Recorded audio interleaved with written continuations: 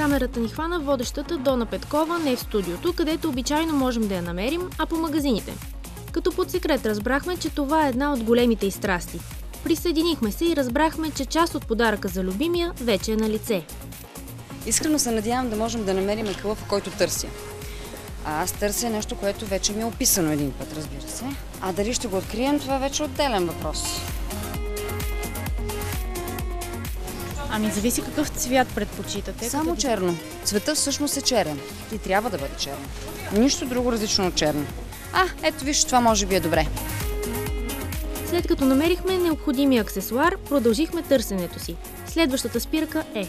Сега искам да направя подаръците на мама и на татко, но те са традиционалисти хора. Най-трудно за тях пазарувам. Те много обича син цвят.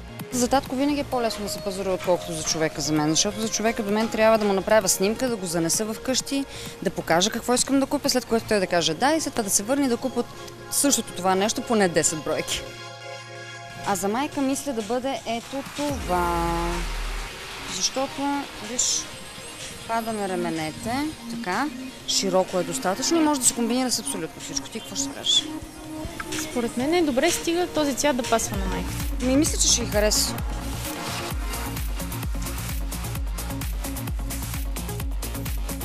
Спираме се в още един магазин, където жената в Дона надделява над професионалиста. Когато преди малко ме попита какво купувам обикновено за моите приятели, сега ще ти кажа. Купувам нещо практично, което винаги могат да използват в дома си.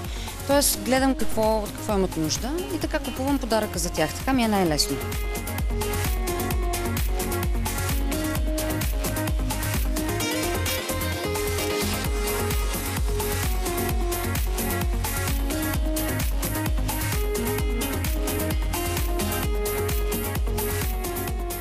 Няма как да скрием, че Дона успя да съчетае полезното с приятното и купи подаръци не само за хората около нея, а и за самата себе си.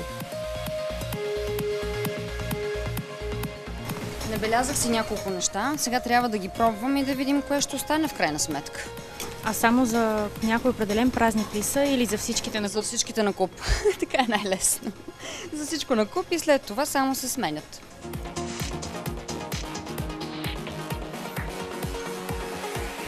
Сега смятам, че след като направихме кратко, но съдържателно коледно пазаруване, е време да се върнем към служебните си задължения и разбира се към часът на зрителите.